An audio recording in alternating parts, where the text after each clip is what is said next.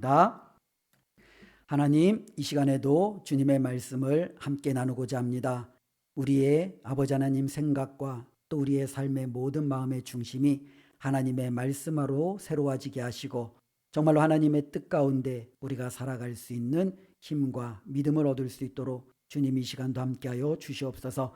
하나님의 말씀을 지식으로만 채우는 정말 어리석은 자가 아니라 그 말씀을 가슴에 새기고 삶으로 실천하여 열매 맺는 복된 삶이 되게 하여 주시옵소서. 예수님의 이름으로 기도드립니다. 아멘. 하나님을 안다라는 것은 좀 많은 것을 의미하죠. 하나님을 아는 것은 지적으로도 알 수 있고요. 때로는 지적인 의미를 뛰어넘어서 그 사람과의 어떤 실질적인 교제를 통해서 그 누군가를 안다라고도 이야기할 수 있죠. 좀 쉬운 예를 들면 이제 축구에 대해서 안다라고 할 때 지적인 의미로 축구를 알 수도 있죠. 축구는 11대 11, 11명과 11명이 하고 또 그 축구장의 사이즈는 얼마만 해야 되고 또 이 축구를 할 때 규칙은 어떠해야 되고 또한 포지션은 어떻게 사람들을 위치할 수 있고 다양한 전술과 전략을 가지고 그 축구를 이해하며 또한 설명할 수 있습니다. 그러면서 자신은 축구에 대해서 잘한다라고 이야기할 수도 있고요. 그러나 한편으로는요. 그와 같은 것들에 대해서 세세하게 알지 못해도 운동장에서 직접 땀 흘리고 땀으로 이 축구 경기에 참여함으로 축구가 무엇인지 아는 경우도 있지요. 때로는 역전했을 때 짜릿함을 알기도 하고 때로는 우리 편이 골을 먹었을 때 그 분통함을 알기도 하고 때로는 치고받는 공방전 가운데서 정말로 여러 가지 정말 이게 긴장과 스릴이 넘치는 그런 모든 것을 이 운동장에서 만끽하면서 이 축구에 대해서 알 수도 있는 거죠. 과연 우리는 하나님을 안다라고 할 때 어떤 의미에서 하나님을 안다라고 이야기하는지 우리가 한번 되돌아볼 수 있는 거죠. 우리도 하나님을요 지식적으로 알 수 있어요. 성경을 통해서 교리적으로 또 성경을 통해서 이 성경이 지시하고 가르치는 대로 하나님의 삼위일체 되심, 하나님의 속성, 또 하나님이 좋아하시는 것과 싫어하시는 것, 또한 이런 모든 부분들에 대해서 우리는 옳고 그름을 분별하며 하나님은 이러이러한 분이야 라고 알 수 있지요. 특별히 우리가 책상에 앉아 성경을 펴놓고 이 성경을 연구하고 이 말씀을 우리가 분석하고 이 말씀의 여러 가지 뜻들을 온전히 파악하면서 우리는 하나님에 대해서 알아갈 수도 있지요. 그러나 그것 말고도요, 삶의 처절한 현장 속에서 사람과 사람이 부딪힘 속에서 때로는 내 안에 있는 수많은 문제들 가운데서 우리는 하나님을 알아갈 수도 있어요. 나는 정말로 그렇게 하기 싫은데 내 안에서 자꾸 하나님이 그렇게 하라고 얘기할 때 하나님과 내 안에서 싸우기 시작하는 거죠. 하나님, 나는 그것은 못하겠어요. 너 그것까지 해라. 아니 하나님, 정말로 내가 그것을 양보하지 않을래요. 아니 너 그것만 양보해라. 하나님을 처절히 깨달으며 신앙 안에서 삶 안에서 하나님을 알아가는 사람도 있습니다.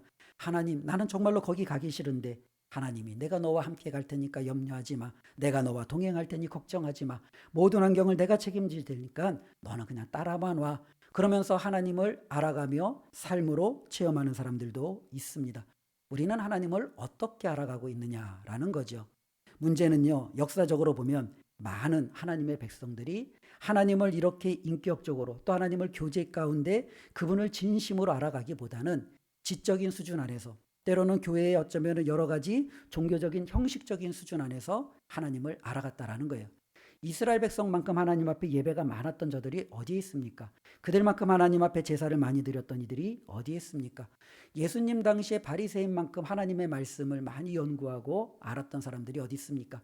바리새인만큼 하나님 앞에 종교적인 열정을 가지고 삶을 살았던 사람들이 얼마나 많았습니까? 오늘날 우리 한국 사회도 우리 한국 교회만큼 예배가 많은 때가 또 어디 있었겠습니까?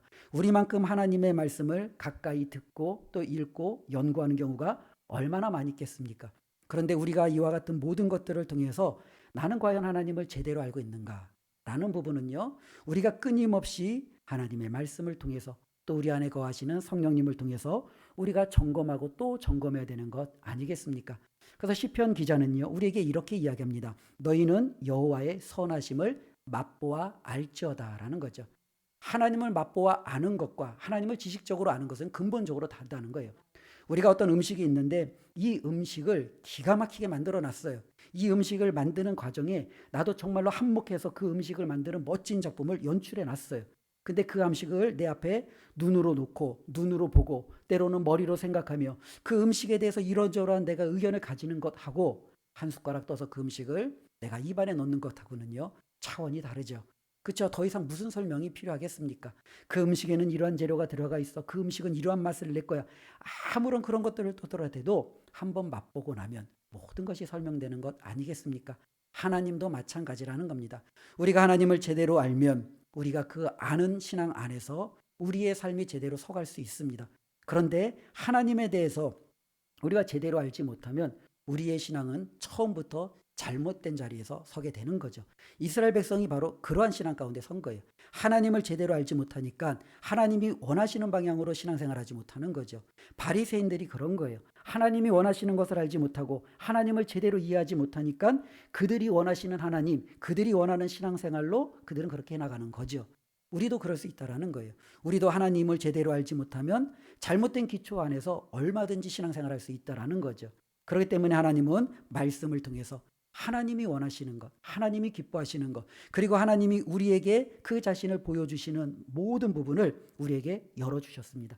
우리는 하나님의 말씀을 통해서 하나님을 아는 것만큼 중요한 것이 없다라는 거죠. 근데 세상적인 학문은요, 우리가 열심히 주도적으로 공부하면서 알아갈 수 있잖아요. 그렇죠? 근데 하나님에 대한 지식은 우리가 공부한다고 알아갈 수 있는 게 아니에요. 그렇기 때문에 이 하나님에 대한 지식은 하나님이 저와 여러분에게 알려주시는 만큼 알 수 있는 거죠. 그리고 하나님은 우리에게 자기 자신을 이 성경 말씀을 통해서 알려주신 거예요. 그래서 우리가 하나님의 말씀을 가까이 하는 이유가 이 말씀에 하나님의 모습이 드러나 있기 때문에 그래요. 아, 내가 믿는 하나님은 이러한 분이시구나. 내가 믿는 하나님이 나에게 요구하시는 것은 이것이구나. 아, 내가 믿는 하나님은 나에게 이것을 약속해 주셨구나. 우리는 이 말씀을 통해서 그 하나님을 알아가는 거죠. 바로 저와 여러분들이 이 예배 시흥에도 하나님을 더욱더 알아가고 그 하나님으로 더불어 우리의 믿음이 더욱더 성장하며 하나님이 기뻐하시는 삶의 모습을 담아내기를 주님의 이름으로 축복을 드립니다. 하나님에 대해서 이렇게 잘못된 이해는요, 잘못된 신앙생활을 갖는다라고 이야기를 했잖아요. 많은 사람들이 그렇게 하나님에 대해서 잘못된 이해를 갖는 경우가 종종 있어요. 때로는 그들이 가지고 있는 하나님에 대한 이미지가 맞는 부분도 있지만 그것이 전부가 아닌데 마치 그것이 하나님의 전체를 대면하는 것처럼 생각하는 거죠. 뭐 우리가 쉽사리 이야기할 수 있는 것처럼 하나님을 경찰로 보는 거죠. 하나님은 잘잘못을 언제나 들춰내고 그것을 고발하고 잘못하면 감옥에 가두시는, 어쩌면 인정사정 볼 것 없는 경찰과 같으신 하나님. 하나님을 너무너무 높은 왕으로 보기 때문에 내가 감히 하나님께는 함부로 범접할 수 없는 그와 같은 분으로 보기도 하죠. 하나님은 너무너무 많은 뛰어난 지식을 가지고 있어서 모든 것을 다 아시기에 나는 하나님 앞에 그 어떤 것도 숨길 수 없어 항상 벌벌벌벌 떨며 살아가는 자신의 삶으로 하나님 앞에 설 수도 있는 거죠. 각자가 가지고 있는 이 하나님에 대한 이미지는 우리가 말씀을 통해서 때로는 하나님이 가르쳐 주시는 모습으로 우리가 하나씩 하나씩 바꾸고 또한 변화시켜 나가야 될 필요성이 있는 거죠. 성경에도 보면 하나님에 대한 이 잘못된 이미지 때문에 그들의 삶이 무너지는 경우가 참 많아요. 제일 첫 번째로 보면 이제 아담이 대표적이잖아요. 이 아담은 하나님께서 모든 것을 주셨잖아요. 근데 이 아담은 하나님에 대해서 잘못된 이미지를 하나 가지기 시작해요. 야, 하나님이 다 주셨는데 내가 하나님처럼 되는 것은 별로 좋아하지 않는 것 같아. 그러니 동산 중앙에 있는 저 과실은 못 먹게 하지. 뱀이 그를 꼬드기잖아요. 여자를 꼬드기잖아요. 저 과실을 먹으면 너가 하나님처럼 돼. 어쩌면 그와 같은 메시지를 통해서 이 아담과 하와는요, 하나님에 대한 잘못된 이미지를 갖기 시작하는 거예요. 모든 것을 다 주지 않는 하나님, 정말로 중요한 것은 안 주시는 하나님. 그러니 그 하나님에 대한 마음이 서운함으로, 그 서운함은 하나님에 대한 반역으로 자신이 그것을 취하고자 하는 어쩌면 독선적인, 어쩌면 결단으로 나타나는 것을 우리는 볼 수 있지요. 광야에 있는 백성들도 마찬가지예요. 하나님께서 그들에게 베풀어 주신 것이 얼마나 많은데 그들은 고난이 올 때마다 하나님이 우리를 내버려 두셨다. 하나님이 우리를 목말라 죽게 하는구나. 하나님이 우리를 굶주려 죽게 하는구나. 하나님이 우리를 추위에 떨어 정말 얼어 죽게 하는구나. 아니, 이 더위에 우리가 정말로 말라 죽겠구나. 그들은 하나님 앞에 끊임없이 이러한 이미지를 가지고 있는 거예요. 즉 하나님은 우리를 내버려 두시는 하나님, 결코 우리를 돌보지 않는 하나님. 하나님이 언제 그들을 안 돌봤어요. 근데 그들은요, 어려움이 오면 하나님에 대해서 항상 그렇게 반응하는 거예요. 내 삶을 채워주지 않는 하나님, 나의 필요를 정말로 보듬어주지 않는 하나님. 그러니 그들은 어떻게 해요? 내 삶을 채울 수 있는 자꾸 다른 것들을 취하기 시작하는 거예요. 나에게 물을 가져다 주는 바알을 섬기고, 나에게 풍요를 가져다는 아세라를 섬기고, 나에게 정말로 번창함을 가져다 주는 다른 신들을 끊임없이 섬기면서 하나님이 아닌 다른 것으로부터 자신들의 필요를 채우려고 하는 거죠. 하나님은 다만 우리가 전쟁에 나갈 때만 이기게 해주시는 그분에 불과한, 어쩌면 그러한 인식이 이스라엘 백성 가운데 있었기에 그들은 하나님 앞에 잘못된 인식으로 잘못된 판단과 행동을 해나가는 것을 보지요. 시내산에서 이스라엘 백성의 모습도 그렇고요. 북이스라엘의 첫 왕인 여로보암도 하나님에 대한 잘못된 그들이 생각을 가지고 있어요. 그들이 잘못된 생각을 가지고 있으니까 그들은 필요에 따라서 하나님을 형상으로 만들어 버립니다. 시내산에서는요, 정말로 그 하나님을 송아지 형상으로 만들었는데 이 여로보암도 동일하게 하나님을 송아지 형상으로, 소의 형상으로 만들어 버리는 거예요. 그리고 그 형상을 바라보며 이것이 우리를 위한, 우리를 구원하신 하나님이다라고 이야기하는 거죠. 정말로 하나님에 대한 잘못된 이해죠. 언제 하나님이 소의 형상으로 그들에게 나타났고 그 형상을 만들라고 했고 하나님이 스스로를 사람이 만든 그와 같은 재료에 국한되었습니까? 하나님은 한 번도 그런 적이 없는데 사람들이요, 하나님에 대해서 잘못된 이해를 갖기 시작하니까 잘못된 신앙으로 나아가는 거예요. 특별히 오늘 미가서를 보면은요, 이스라엘 백성의 모습도 그와 같다라는 거예요. 이들도 하나님 앞에 나와서 예배를 해요. 이때 당시의 예배는요, 제사의 형식이죠. 그래서 하나님 앞에 나와 제사를 드리는데 이들은 하나님에 대한 잘못된 이해를 가지고 하나님 앞에 제사하기 시작하는 거예요. 그러니 그 제사를요, 하나님이 받으시겠어요? 안 받지요. 그러나 그들은 그것을 모르고 자신들이 볼 때 내가 믿는 하나님은 이것을 좋아하실 거야. 내가 믿는 하나님은 이것을 기뻐하실 거야. 그들이 생각하는 하나님의 기준에 맞추어서 그 하나님을 섬기는 것을 보게 됩니다. 특별히 이스라엘 백성들이 하나님 앞에 나올 때 그들이 가지고 나왔던 것들이 있죠. 6절 말씀을 한번 보겠습니다. 내가 무엇을 가지고 여호와 앞에 나아가며 높으신 하나님께 경배할까? 내가 번제물로 일련된 송아지를 가지고 그 앞에 나아갈까? 여호와께서 천천의 수량이나 만만의 강물 같은 기름을 기뻐하실까? 내 허물을 위하여 내 마다들을 내 영혼의 죄로 말미암아 내 몸의 열매를 드릴까? 이스라엘 백성이 하나님 앞에 나갈 때 하나님이 정말로 기뻐하시는 것이 뭘까? 그들은 고민했어요. 그래서 하나님이 정말로 기뻐하시는 것을 드려야지 그들은 생각했죠. 우리도 예배 나올 때 이와 같은 고민이 때로는 있겠죠. 정말로 내가 하나님 앞에 나올 때 하나님이 내 예배를 받으실까? 내가 하나님 앞에 나갈 때 어떻게 나가면 하나님이 기뻐하실까?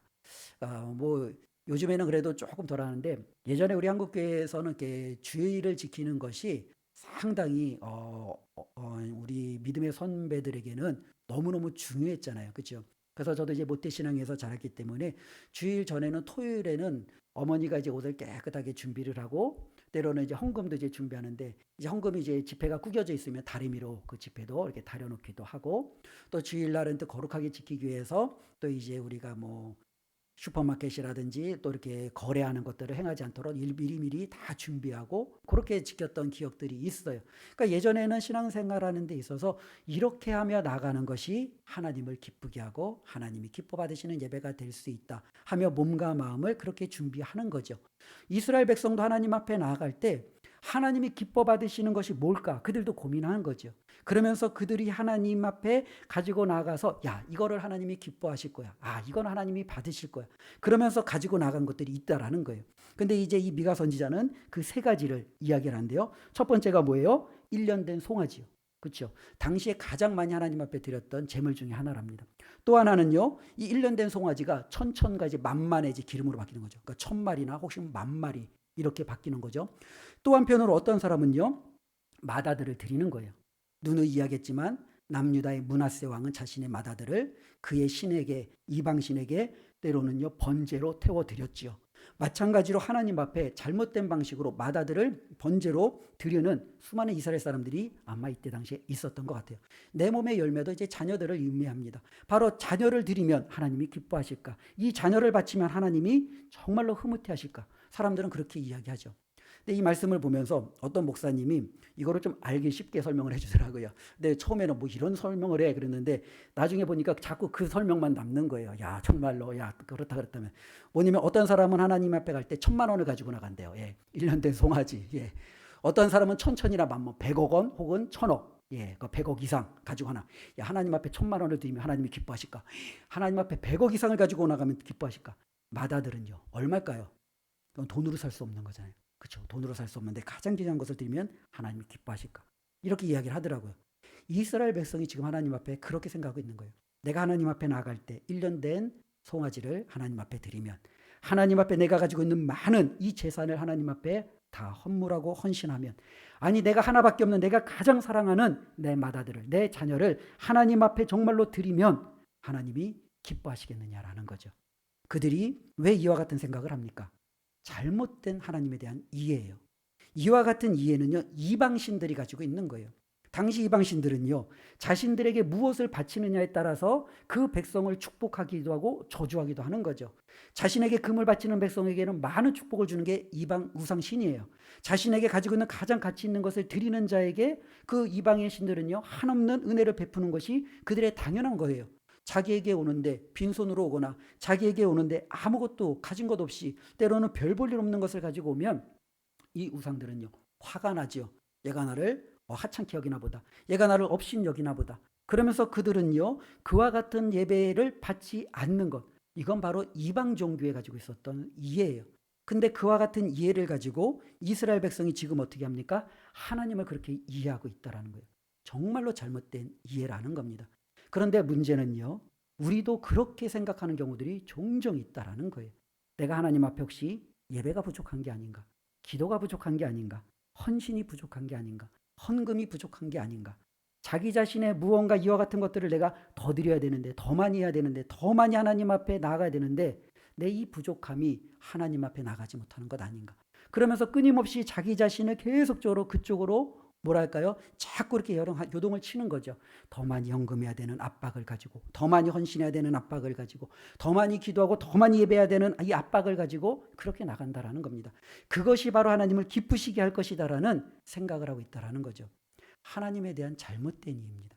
우리가 하나님이 볼 때 하나님은 저와 여러분들이 얼마나 많은 헌금을 드렸느냐, 얼마나 많이 기도하고 예배했느냐, 얼마나 나에게 헌신을 했느냐, 그거에 따라서 하나님이 저와 여러분들의 삶을 받으시고 때로는 받지 않으시는 이방신들과 똑같이 우리를 판결하시는 분은 아니시라는 거예요. 하나님의 기준은 정말로 다른데 우리가 자꾸 하나님을 이방신들하고 똑같은 수준에서 자꾸 그 하나님을 이해하는 잘못된 경향이 있다라는 겁니다. 그래서 오늘 미가는요, 다시금 이스라엘 백성에게 하나님에 대한 잘못된 이해를 가지고 있는 그들에게, 야, 하나님이 정말로 기뻐하시는 것이 뭔지 모르냐? 그러면서 그들에게 8절에 다음과 같이 이야기합니다.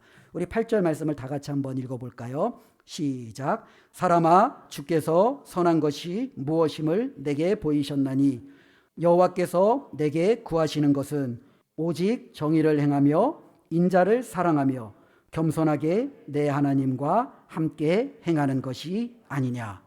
예, 하나님이 정말 기뻐하시는 것이 무엇인지 성경은 우리에게 너무너무 분명하게 보여주셨어요. 하나님은 천천만만의 기름, 때로는 1년 된 숫송아지를 가지고 오는 것, 때로는 그의 맏아들을 가지고 나와서 나에게 헌신하며 예배 드리는 것, 내가 이것을 기뻐한다 라고 한 번도 얘기한 적이 없으시죠. 오히려 하나님은 그런 모든 것들을 다 거부하시며 정말로 하나님이 기뻐하시는 것이 무엇인지 우리에게 말씀해 주셨어요. 오늘 8절 말씀을 보면 하나님은 세 가지를 말씀해 주셨는데, 하나는 무엇입니까? 정의를 행하는 거예요. 예, 정의를 행하는 거예요. 그리스도인들에게 있어서 하나님이 요구하시는 가장 주된 모습 중에 하나는요, 공의예요. 정의래요. 그리스도인들이 거짓과 불의와 사기와 잘못된 삶에 이렇게 빠져서 살아가는 것, 하나님은 그 무엇보다도 이것을 용서하지 않는다라는 거예요. 이것을 그 무엇보다도 싫어하신다라는 거예요. 사기치면서 사업을 하고 거짓말하면서 사람들을 대하고 때로는 자신을 속이고 상대방을 속이며 자신의 이득을 취하는 것, 이것만큼 하나님이 미워하시는 것이 없다라는 거예요. 북이스라엘이 멸망을 받았습니다. 미가 선지자가 사역했던 당시에는 이사야와 호세와 아모스, 때로는 미가, 이들이 동시대 활동했던 때인데요. 그때는 북이스라엘이 멸망하던 때예요. 근데 이 북이스라엘의 멸망 중에 하나가 뭐냐? 그들에게 정의가 없었던 거예요. 하나님의 백성에게 정의가 없었어요. 그들은요, 자신의 것들을 취하는 이기적인 모습으로 살아갔어요. 힘과 권력과 돈이 있는 자들은요, 자기보다 약한 자들을 학대하고 압제하고 빼앗고 자기들의 사치와 자기들의 유익만을 위해서 방종하며 살아갔어요. 하나님이 누누이 경고하심에도 불구하고 그들은 그걸 끊어내지 않는 거예요.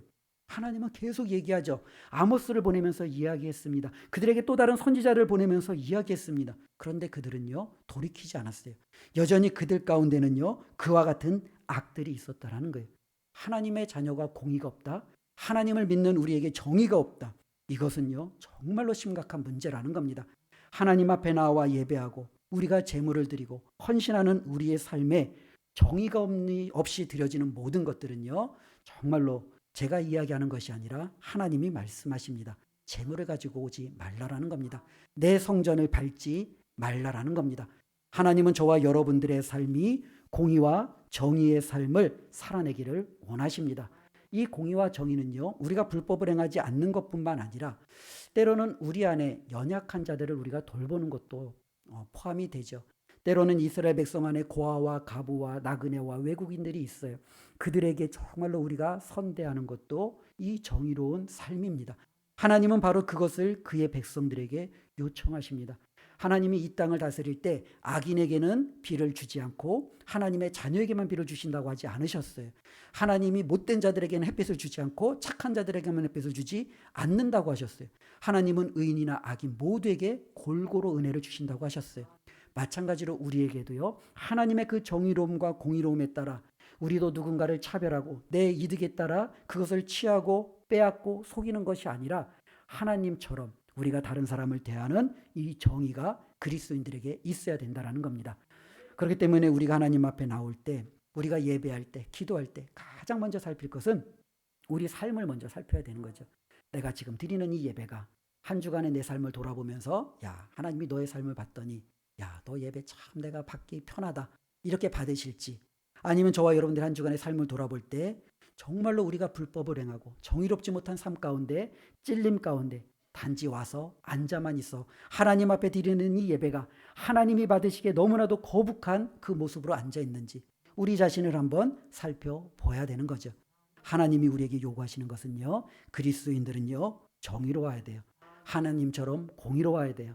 하나님처럼 우리는 불법을 행하지 않고 의를 행하며 하나님 앞에 정직하며 사람들에게 정직하며 정말로 그들을 속이고 착취하지 않는 정의로움이 우리 가운데 있어야 되는 것, 이것이 바로 하나님이 기뻐하시는 삶의 모습임을 꼭 기억했으면 좋겠습니다. 두 번째로는요, 인자를 사랑하며 라는 거죠. 여기서 인자라는 것은요, 자비를 이야기합니다. 때로는 사람을 이야기도 하는데요. 그러니까 우리가 뭐냐면 이 자비를, 그러니까 사랑을 사랑하는 것, 때로는 사랑 베푸는 걸 사랑하는 것, 다른 사람들을 품는 것을 사랑하는 것. 좀 쉽게 얘기하면 형제 사랑이죠. 이웃 사랑이죠. 그러니까 그리스도인에게 나타나는 두 번째 하나님이 기대하시는 것은 뭐냐면 하나님이 우리를 사랑하신 것처럼 우리도 다른 누군가를 사랑하는 거예요. 그렇지요. 예수님이 주신 계명도 똑같아요. 우리가 하나님을 사랑하듯이 둘째도 그와 같으니 이웃을 사랑하는 거예요. 하나님이 우리에게 요구하시는 것은 뭔가 거창한 것을 요구하시는 것이 아니라 바로 내 옆에 있는 이웃을 사랑하는 것을 요구하는 거예요. 그러니까 내 이웃을 사랑하지 않고 드려지는 송아지, 드려지는 천천과 만만의 기름, 때로는 맏아들, 하나님이 결코 받지 않으신다라는 거죠. 하나님이 우리에게 정말로 기뻐하시는 것은 너 정말로 한 주간 동안 사랑 많이 하고 왔니? 너 정말로 한 주간 동안 내가 너를 사랑한 것처럼 그 사랑을 많이 베풀고 올 거니? 하나님이 우리에게 기대하시는 것은 바로 그와 같다라는 거죠. 어떠한 사람은 이 사랑을 좀 태생적으로 좀 잘하는 사람들이 있어요. 보면 좀 부럽지요. 예, 저 사람은 항상 친절하고 베풀기를 좋아하고, 근데 이 태생적으로 잘 못하는 사람들도 있어요. 그런 사람들은 어떻게 해야 되겠습니까? 더 많이 자기 자신을 살피고 노력을 해야 돼요. 더 많이 사랑하려고 애쓰고 힘쓰고 하나님의 이 말씀대로 내가 정말로 지키려고 부단히 애를 써야 돼요. 왜냐하면 하나님이 우리에게 요구하시는 모습은 바로 그와 같은 모습이기 때문에 그렇습니다. 우리 주님이 이것에 대한 분명한 예화를 보여주셨잖아요. 사마리안 비유, 그렇죠? 제사장이 무슨 소용이 있어요? 레위인이 무슨 소용이 있어요? 그렇죠? 유대인이 무슨 소용이 있어요? 정말로 하나님이 보실 때 그들은 정말로 별 볼 일 없는 사람들이에요. 뭐 제사장이라는, 레위인이라는, 유대인이라는 혈통과 때로는 직분과 사명이 있어요. 아무 쓰잘데기 없는 거예요. 하나님이 진짜 바라보시는 것은요, 그 강도 만난 자를 돌보는 사마리아인, 그 이웃에게 인자를 베풀고 인자를 사랑할 줄 알고 자신의 삶을 희생할 줄 아는 그 사마리아인에게 하나님은 모든 관심이 집중되어 있는 겁니다. 마찬가지입니다. 오늘도 하나님은요, 저와 여러분들에게 무엇을 보시느냐? 바로 저와 여러분들 안에 있는 사랑을 보시는 줄로 믿습니다. 특별히 이 인자를 사랑한다라는 것의 대표적인 예가 룻기예요. 이 룻기에 보면은 여러 인물이 나오지만 몇몇 인물이 딱 정해져 있잖아요. 우리가 소설로 얘기하면 주인공 룻, 때로는 그에 상응하는 보아스, 또 이제 굉장히 중요한 조연인 뭐 나오미, 뭐 이런 식으로 만약에 연극을 만든다라고 한다면은요, 이 룻이 보여주었던 것이 또한 보아스가 보여주었던 것이 인자를 사랑하는 거예요. 이 룻은 어떠한 여인이었냐면은 모압 여인이었어요. 그런데 그는요, 나오미가 유대인이었음에도 흉년을 피해서 모압 땅으로 왔다가 그 나오미의 아들과 결혼을 합니다. 근데 문제는요, 나오미의 남편도 죽고 나오미의 두 아들도 죽어요. 이제는 이 룻은요, 룻은요, 젊은 나이에 이제 홀로 가부가 되는 겁니다. 나오미가 볼 때 너무너무 안타깝잖아요. 너무너무 불쌍하잖아요. 내 아들 잘못 만나서 젊은 나이에 저렇게 됐으니 시어미로서 너무너무 안타까운 거예요. 나오미가 부유해서 그 며느리를 책임져 줄 수만 있어도 얼마나 좋겠어요. 근데 나오미는요, 베들레헴에서도 쫄딱 망해갖고 모압에 왔고, 모압에 와서도 남편과 자식들이 다 죽었으니까 그녀에게 남은 것은 완전히 빈털털이에요. 그냥 몸 한 몸이에요. 그는 이제 이 모압 땅에서도 살 수 없으니까 고향으로 가서 죽이든지 살리든지 하나님이 알아서 하시겠지, 체념하는 마음으로 고향으로 돌아갈 수밖에 없습니다. 그렇다고 이 자신의 두 며느리를 향하여 그가 이렇게 저렇게 이야기할 수가 없는 거죠. 그래서 이 나오미는요, 룻에게 이야기합니다. 넌 아직 젊으니 너의 앞길을 찾아가라는 거죠. 더 좋은 사람을 만나고 더 좋은 가정을 이루고 너의 삶이 지금까지 불행했다면 이제는 행복한 삶을 맞이하라 라고 이야기를 하죠. 근데 룻이 보였던 반응은 무엇입니까? 자신의 젊음을 따라 자신의 이득을 추구하지 않고 홀로 남겨진 그 시어머니 나오미를 위해서 자신이 함께 동행하며 헌신하며 그녀와 함께하는 것을 택했죠. 이게 바로 인자를 사랑하는 거예요. 이 룻에게는 아무 이득이 없어요. 당연히 그에게 이득이 있다면 모압에 남는 거예요. 모압에는 자기 아버지가 있고 자기 친족이 있고 자기의 동족이 있고 자기는 아직까지 젊으니까 그가 행할 수 있는 뭐 여러 가지 가능성이 있어요. 그런데 나오미를 따라간다라는 것은 완전히 막막한 삶으로 들어가는 거예요. 그러나 룻은요, 시어머니를 향하여 자신의 모든 것을 뒤로하고 따라가는 것. 이게 바로 인자를 사랑하는 거죠. 이 룻이 이제 그 베들레헴에 도착했을 때 이 룻에게는요, 더 이상 아무 희망이 없잖아요. 근데 이 나오미는요, 자신의 원래 남편이 가지고 있었던 땅이 있어요. 그죠? 근데 이스라엘 백성은요, 그 땅이 영원히 어떻게 보면 다른 사람들에게 빼앗겨지거나 한 사람이 그 모든 땅을 독차지하지 않도록 하나님께서 그 장치를 마련해 두셨어요. 그 장치 중에 하나가 뭐 우리가 아는 희년, 그렇죠? 49년이 되면 모든 것을 다 원상대로 돌리는 거예요. 아무리 그가 나의 종이었고 내가 이 땅을 돈 주고 샀어도 그때가 되면 땅을 원래 주인에게로 종은 이제 자유롭게 다 풀어주는 것이 하나님이 정하신 이치였어요. 그런데 그것이 되기 전에 어쩌면 땅이 없어서 굶어 죽을 수도 있잖아요. 어쩌면 기업이 없어서 아무것도 못하다가 죽을 수도 있잖아요. 근데 또 하나의 장치를 마련해 주셨는데 그게 뭐냐면 기업을 무르는 겁니다. 즉 뭐냐면은 친척이 있는데 내 남편이 죽었어요. 근데 내 남편과 가장 가까운 친척이 있어요. 그럼 그 친척이 내 남편의 땅을 사는 거예요. 그리고 그 친척이 이제는 내 남편이 죽었으니까 나를 아내로 취해서 나와 이제 후손을 남기는 겁니다. 그리고 이제 그가 산 땅을 내 후손에게 주는데 이 후손은 그 친척의 아들이 아니라 내 남편의 아들이 되는 거예요. 그러니까 이스라엘 백성은요, 조상 대대로 때로는 그들의 가족 대대로 물려왔던 그 땅은 계속적으로 이어지는 거죠. 그런데 문제는 이 기업을 무르는 이 친족이 어때야 되겠어요? 착해야 돼요. 희생을 감수할 줄 알아야 돼요. 왜냐하면 그 땅을 자기가 돈 주고 사야 돼요. 근데 돈 주고 산 땅이 자기 땅이 되는 게 아니라 누구 땅이 되는 거예요? 이제는 자기 친족의 땅으로 돌려지는 거예요. 그러니 어느 누구도 딱 봤을 때 이것이 이득이 되면은 이득이 되지 않으면 취하지 않잖아요. 근데 보아스는요, 이득이 전혀 안 되는 그것을요, 그는 그대로 행하는 거예요. 자신이 어쩌면 그 기업물을 순번도 되지 않아요. 굉장히 뒷번에 있는데 자신이 그 앞에 있는 사람들이 다 안 산다는 것을 확인시키고 그 순번을 자기가 가져온 후에 나오미 남편의 그 모든 땅을 자신의 재산으로 샀어요. 때는 룻을 자신의 아내로 취해서 그의 아들에게 그 모든 재산을 그의 아비의 이름으로 이제는 기업을 이어가게끔 합니다. 보아스가 보여주었던 것이 바로 무엇입니까? 인자를 사랑하는 거예요. 어쩌면 우리의 하나님께서 우리에게 요구하시는 것이 바로 이와 같다라는 거예요. 우리는 이 땅에서 살아갈 때 오늘날 많은 사람들은 손해보는 것을 정말 싫어하잖아요. 이득을 보든지 아니면 최소한의 손해보지 않고 어느 정도 선상에서 딱 맺고 끊어야지, 이렇게 바보 같은 삶을 살아가는 것은 하나님이 때론 세상이 바라볼 때 결코 이해할 수 없는 거잖아요. 그런데 하나님은요, 우리에게 이와 같은 삶을 요구하신다라는 거예요. 나는 너희가 정말로 이 세상에서 정말 손해보지 않고 이득은 있는 대로 다 취하고 다른 사람들의 것까지 너희 것으로 다 만드는 그 지혜롭고 때로는 교활하게 살아가는 것을 원치 않는다라는 거예요. 나는 너희가 손해보더라도 인자를 사랑하며 이웃에게 정말로 너희의 것들을 나누어 줄 줄 알고 너에게는 전혀 득이 되지 않는 것 같아도 너희의 젊음을 포기해도 너희의 재산을 포기해도 그것을 위해서 너가 나를 따라오는 행동을 해준다면 나는 바로 이것을 기뻐한다라는 것이 하나님의 뜻이었습니다. 하나님이 기뻐하시는 것은 무엇입니까? 인자를 사랑하는 겁니다. 저와 여러분들이 주위에 있는 사람들을 많이 사랑하면 그게 바로 하나님의 뜻입니다. 그게 바로 하나님이 우리를 기뻐하시는 가장 확실한 증거라는 것을 우리가 잊지 않았으면 좋겠습니다. 세 번째로는 하나님이요, 이제 겸손하게 내 하나님과 함께 행하는 것이다 라고 이야기하죠. 이 겸손하게 하나님과 함께 행한다는 것을 우리가 쉽게 얘기하면 동행이죠. 하나님과 동행하는 거예요. 그렇죠? 하나님과 동행하는 것이 하나님이 기뻐하는 거예요. 근데 이제 하나님과 동행한다라는 것이 좀 이게 또 어려울 수 있어요.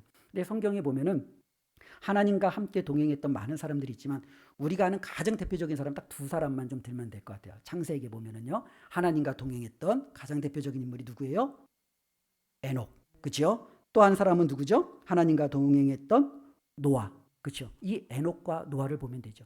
그 두 사람은요, 하나님이 인정했던 사람이에요. 그래서 그들은요, 성경이 이들이 하나님과 동행함으로 그들에게 주어지는 놀라운 삶의 결과들이 있습니다. 이 에녹은요, 하나님과 동행했다라는 표현으로 그는 어떤 특징을 가지고 있냐면 당시에 있는 모든 사람들이 세상의 그 죄악된 흐름을 따라갈 때 에녹은 이 죄악의 흐름을 따라가지 않았어요. 이게 바로 하나님과 동행하는 거예요. 즉, 이 세상의 흐름과 역행하여 하나님과 따라가는 것이 바로 하나님과의 동행이죠. 노아는요, 세상에 있는 많은 사람들이 하나님의 말씀을 업신여기고 무시할 때 그는 하나님이 방주를 지으라는 말에 그는 순종했어요. 말씀에 순종할 줄 아는 게 바로 뭡니까? 동행이에요.